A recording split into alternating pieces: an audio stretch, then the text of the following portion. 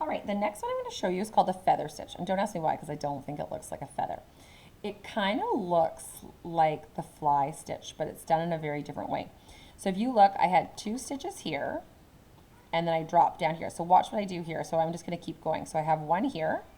So I'm going to go directly beside it, and I actually want them to stay.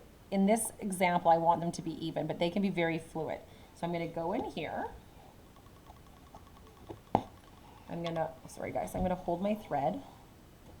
Now, the important thing is that my next stitch, if I want them to be straight, needs to run parallel to that one. So like, let's say around here, okay? So I'm going to come up from the back. I'm going to pull it up. And online it shows them quite round. I've been having difficulty making them round because I think I'm pulling too hard. But so now I have that stitch here. So my next stitch needs to go over here. So I'm going to poke a hole here. I like the canvas for learning stitches because you can pre-place your holes, but you can also draw on with a pen or a pencil. Oopsies, did I just do that wrong? What just happened there, guys? Oh my gosh. Okay, so I don't know if you guys see this. I totally did that wrong. So I'm going to pause. Okay, so I'm back. So what happened there is, you guys, I went around to the back, but really I was supposed to go back in through the front.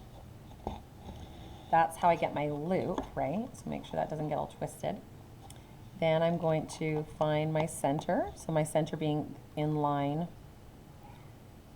with here. Is that right? I've lost my entire flow. Yeah, right there. So I'm going to come up from the back.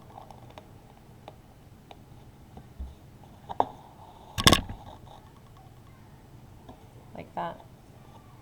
That stitch is quite big, but at this point I'm just going to keep going. So I'm going to line it up here.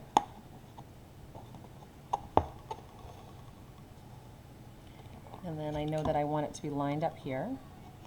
So poke my hole.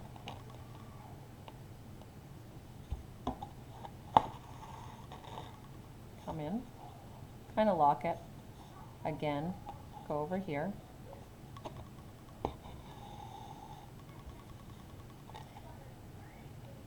Come back up. And now if this is going to be my last stitch, I would actually turn this into a fly stitch, which means I would go back in here to lock it in place. And that's the feather stitch, which is actually quite attractive. And you can make it flowy and it can go in lines, but you're always just doing your loop on top and catching it that way.